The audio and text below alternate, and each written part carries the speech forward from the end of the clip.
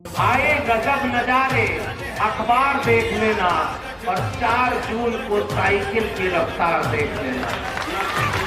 दिल्ली की कुर्सी पर कुछ लोग ऐसे बैठे हैं जो चाहते हैं कि मुल्क के संविधान पर, मुल्क के आईन को बदल दिया जाए और फिर गैर बराबरी लोगों में बहुत हो जाए। मैं उम्मीद करता हूं कि 4 जून को जब फैसला आएगा तो इंडिया गठबंधन की जब सरकार बनेगी तो उसके बाद जो भी लोग हाथ से श्रम करते हैं, मेहनत करते हैं, उनके हक में फैसला होगा दिल्ली की कुर्सी पर और फिर से समाजवाद का परचम बुलंद होगा। अधूरे ख्वाब अभी पड़े हुए हैं और मुल्क के सियासतदान चाहते हैं कि मजहब के नाम पर लोगों को बांट दें।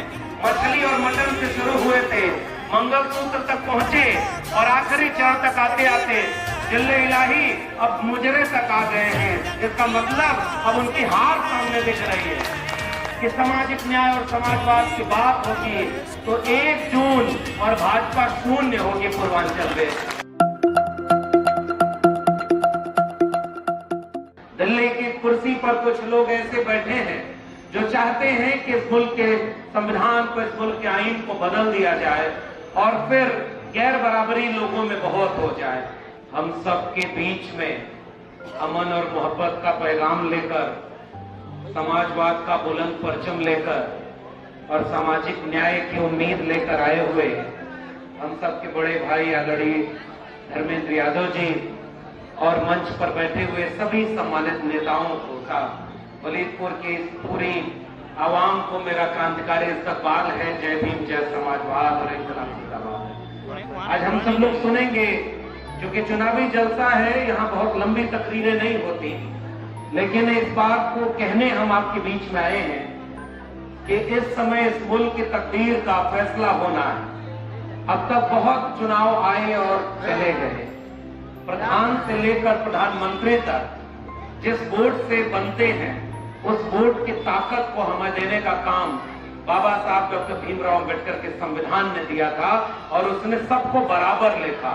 हिंदू, मुस्लिम, सिख, ईसाई सबको समान लिखा है, मिटाकर जाति मजहब का भेदभाव बाबा साहब ने संविधान लिखा है। और ये चुनाव इस बात की तकदीर भी बताएगा कि 2024 के बाद ये मुल्क भारत के संविधान से चलेगा या नहीं चलेगा। दिल्ली की कुर्सी पर कुछ लोग ऐसे बैठे हैं जो चाहते हैं कि इस मुल्क के संविधान को, इस मुल्क के आईन को बदल दिया जाए और फिर गैर बराबरी लोगों में बहुत हो जाए। इसलिए जब इस बार 1 जून को वोट डालने जाइएगा तो अपने तमाम यहाँ के जो सवालात हैं, यहाँ की जो मुश्किलें हैं इस मोहल्ले की, वो हमारे पहले के साथी ने कह दी, लेकिन मैं यहाँ के मसले पर एक बात याद करूं। समाजवाद की विरासत में आदरणीय नेताजी, समाजवाद का एक वैचारिक बुलंद करने वाले आदरणीय नेताजी की जब सरकार थी तो उन्होंने बुनकर भाइयों के लिए जो रेट था बिजली का वो घटा दिया था और कार्ड से फिक्स कर दिया था, चुंगी हटा दी थी।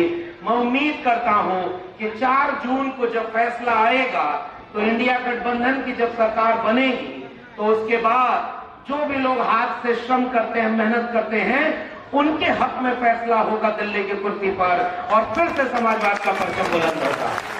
आदरणीय धर्मेंद्र यादव जी उस जगह के इंडिया गठबंधन के प्रत्याशी हैं जो हमारा अपना पुश्तैनी इलाका है। मैं यही आजमगढ़ का रहने वाला हूं और एक जमाने में मऊ और आजमगढ़ एक ही हिस्सा हुआ करते थे। उस समय हमने नारा दिया कि आजमगढ़ में 25 मई को वोटिंग हुई तो हमने ये नारा दिया कि 25 मई भाजपा गई। ये सही है कि नहीं सही? अब आपके यहाँ वोट होने वाला है 1 जून को। आदरणीय धर्मेंद्र जी के सामने, जो कि जब ये सदन में बोलते रहे, एक किसान मजदूर की आवाज का दर्द क्या होता है, गरीब कमजोर के पीड़ा क्या होती है, इसको सदन में उठाने वाले लोग जब आपके बीच से चुन के जाते हैं तो फक्र होता है कि हाँ, हम ऐसे नेताओं के साथ खड़े हैं।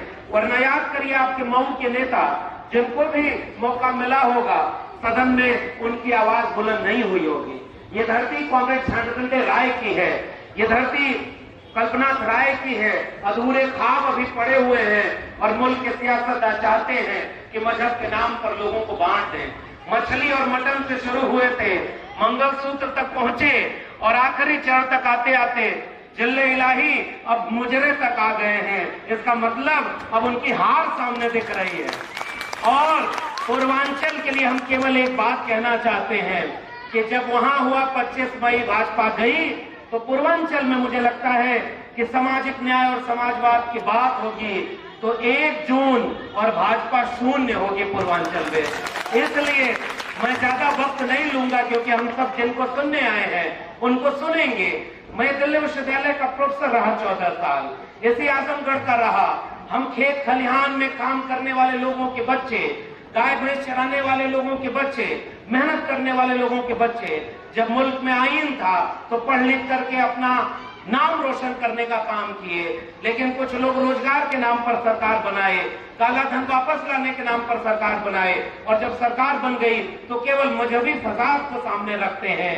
मुझे याद आता है कि हमारे मुल्क में लोगों ने लिखा कि अब तो पतंगे भी ये देखकर हैरान हो गई कि ये छतें भी हिंदू मुसलमान हो गई। इसलिए हम सब मोहब्बत प्यार से रहेंगे। और एक बात बस कहना चाहूंगा कि अब वक्त आ गया है इस बात के इम्तिहान का कि हम सब में कोई भी अगर मतभेद हो तो उन सबको भुलाकर एक बार इंडिया गठबंधन और समाजवादी पार्टी के लोगों का जो उसूल और सिद्धांत है वो आएंगे तो भैंस चुराने की बात करेंगे, इंडिया गठबंधन के नेता आएंगे तो रोजगार की बात करेंगे, शिक्षा की बात करेंगे, और आपके बिजली के रेट के कम करने की बात करेंगे, सड़क और पानी की बात करेंगे। लेकिन जो जुल्म सितम बढ़ेगा, अगर हमारा एक वैक्सीन गलत लग गई तो जान को खतरा हो गया। याद रखना मेरे अपनी मिट्टी के लोगों, एक वोट गलत हो गया तो संविधान को खतरा हो जाएगा। इसलिए आए गजब नजारे अखबार देख लेना, आए गजब नजारे अखबार देख लेना, और 4 जून को साइकिल की रफ्तार देख लेना। हम आपको यकीन दिलाने आए हैं, हम लोग कलम बचाने आए हैं, हम इस मुल्क की साझा विरासत बचाने आए हैं। वीर अब्दुल हमीद से लेकर के भगत सिंह की शहादत से बना मुल्क, ये बड़ा प्यारा भारत हमारा बरकरार रहे, बाबा साहब का संविधान रहे। और 1 जून को साइकिल पर मुहर लगाइएगा, आपके बच्चों के भविष्य बचेंगे, इस मुल्क की तकदीर बचेगी। और इतनी मजबूती दीजिएगा कि 4 जून को जब फैसला आए तो दिल्ली की कुर्सी पर कौन गद्दी नशी होगा, इसमें सबसे अहम भूमिका समाजवाद के परचम हमारे अखिलेश यादव जी की हो। इसलिए आपकी ताकत वहां तक पहुंचेगी। मैं ज्यादा वक्त न लेकर के अपील करूंगा कि सारे मतभेद भुलाकर साइकिल पर इस बार इतनी वोट डालिएगा कि 4 जून को करंट उन लोगों को लगे जो बेरोजगारी फैला गए, उनको 4 जून को बेरोजगार कर दीजिएगा। बहुत बहुत शुक्रिया।